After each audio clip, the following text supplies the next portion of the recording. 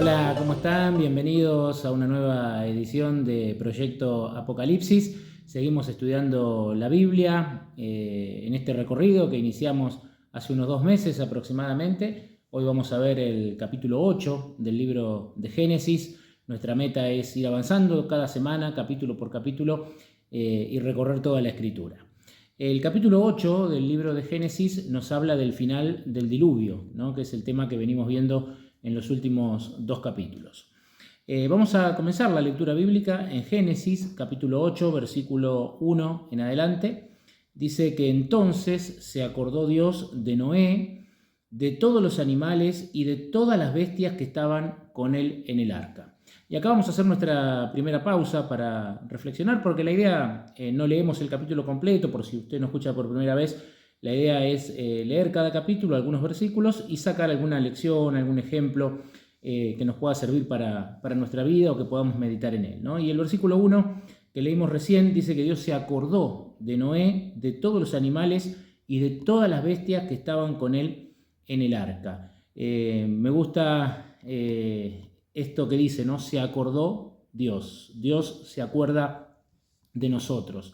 Y no solamente de los seres humanos, porque acá también menciona a los animales. Este texto me hace acordar al profeta Jonás, ¿no? Cuando Dios lo envía a predicar a Nínive. Allí en el libro bíblico de Jonás se pueden encontrar esta historia, y también dice que allí Dios se acordó de todos los ninivitas que se habían arrepentido y también de los animales, ¿no? Dios sabía hasta la cantidad de personas y que había animales en esa ciudad. Dios es un Dios de amor y Dios ama a toda su creación, ¿no? Y por supuesto un amor especial por el ser humano, que es obra de sus manos. Dios se acuerda, ¿no? Y dice la segunda parte del versículo 1 que Dios envió un viento sobre la tierra y disminuyeron las aguas. En el capítulo anterior habíamos visto que la tierra, cubierta de agua, producto del diluvio, volvió a su estado original. Porque en Génesis 1, cuando Dios crea los cielos y la tierra y todo lo que existe, arranca, allí en Génesis 1.1, diciendo que el Espíritu de Dios se movía sobre las aguas, o sea, arranca describiendo un planeta cubierto de agua. Luego viene toda la obra creadora de Dios.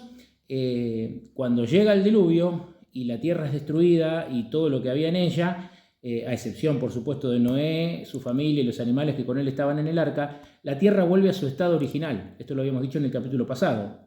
¿Cuál era su estado original? Cubierta de agua. Pero acá dice que Dios envió un viento sobre la tierra y disminuyeron las aguas. Qué bueno es saber que Dios está al control, ¿no? Dios siempre está al control. Nada puede suceder sin que Dios lo permita. Muchas de las calamidades, de las situaciones que ocurren en nuestro mundo son obra de Satanás directamente, ¿no? Pero nada puede hacer él si Dios no permite. Dios es el que da la palabra o el veredicto final, ¿no? Sobre cada acontecimiento, y Dios está siempre al control de la situación. Por eso él envió un viento y de a poquito todo comenzó a volver como estaba, ¿no? El agua comenzó a disminuir, dice el versículo. Se cerraron las fuentes del abismo y las cataratas del cielo, y la lluvia del cielo fue detenida. Y el arca, dice el versículo 4, reposó el día 17 del 7º mes sobre los montes de Ararat, que como vimos también la semana anterior, son los montes más altos de la tierra, ¿no? Los montes más altos que existen en nuestro mundo. El versículo 5 dice que el agua siguió decreciendo hasta el 10º mes. En el primer día del 10º mes aparecieron la cima de los montes. Al cabo de 40 días, luego acá viene como que la historia vuelve un poco hacia atrás y comienza a relatar, ¿no? Que al cabo de 40 días, después del diluvio, abre Noé la ventana del arca, y está esta conocida historia, ¿no? Cuando envía al cuervo, cuando envía a la paloma, que finalmente vuelve con la ramita de olivo.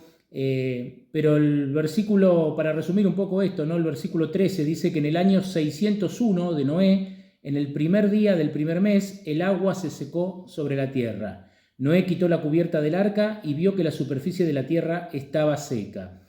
Y el 27 del segundo mes, la tierra se secó por completo. Es interesante esta fecha porque si nosotros la comparamos con lo que dice el capítulo anterior, Génesis 7:11, que si me permiten lo voy a leer también. Génesis 7:11 dice: en el año 600 de la vida de Noé, el 17 del segundo mes, en ese día fueron rotas todas las fuentes del gran abismo y fueron abiertas las cataratas del cielo.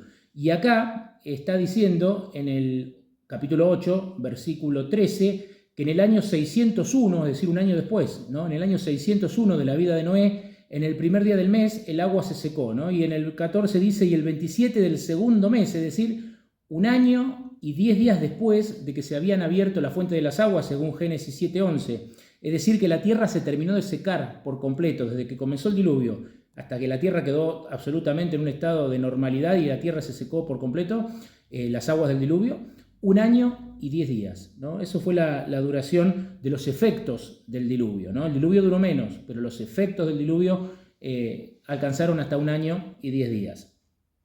En el versículo 17, Dios manda a Noé, dice: saca a todos los animales que están contigo, de toda especie, aves y bestias, y todo reptil que se arrastra sobre la tierra. Vayan por la tierra, fructifiquen y multiplíquense sobre ella. Cuando leía este texto, venía a mi mente algo que también está al principio, ¿no?, de la Escritura, en Génesis 1:28, y es el mandato que Dios le da a Adán y Eva, y es exactamente el mismo, ¿no? Vamos a leerlo. Génesis 1:28 dice: y los bendijo Dios, les dijo a Adán y a Eva, ¿no? Fructifiquen y multiplíquense, llenen la tierra y gobiernenla, dominen los peces de la mar, las aves del cielo y todas las bestias que se mueven sobre la tierra.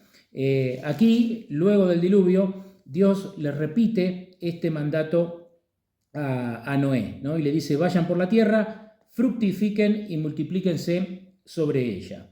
El plan de Dios, tanto en la creación como podríamos decir en esta, no sé si recreación o nuevo comienzo, ¿no?, que se da unos 1500, 1600 años después, luego del diluvio, el plan de Dios era que el ser humano se esparciera sobre la tierra, ¿no? Por eso la mayoría de los descendientes de Caín, quienes no adoraban a Dios, quienes rechazaron a Dios, desobedecían este mandato y constantemente lo que querían eran edificar ciudades, concentrarse, ¿no?, concentrar poder y edificar ciudades. En cambio, el mandato a los hijos de Dios era: no se concentren en un solo lugar, espárzanse sobre la tierra, ¿no? Y acá, como dije, Dios le repite este mandato a Noé.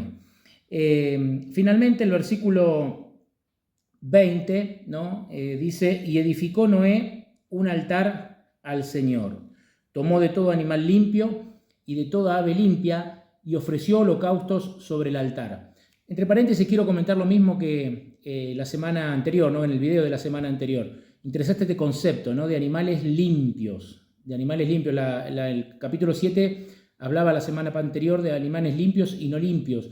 Este es un concepto que muchos piensan que fue introducido en la época de Moisés, a través de leyes que Moisés dio al pueblo de Israel. Está claro que antes de eso, ya en los comienzos de la historia humana, en la creación misma y ahora en esta nueva creación, entre comillas, ya estaba el concepto de animales limpios y no limpios.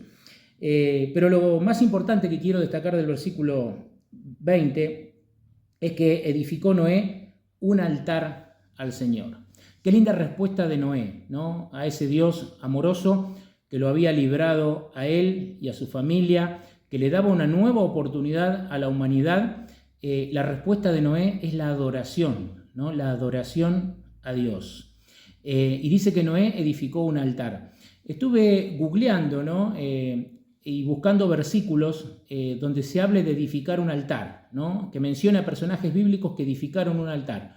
En la búsqueda encontré alrededor de 46 versículos que habla de hombres que en la Biblia edificaron altar a Jehová, ¿no?, porque esto que hizo Noé sería luego una costumbre, por ejemplo, del patriarca Abraham, quien constantemente a donde iba edificaba un altar para adorar a Dios. Sería una costumbre de hombres como Gedeón, ¿no?, que está en el libro de Jueces. Sería una costumbre del rey David, ¿no? Sería una costumbre de Moisés también.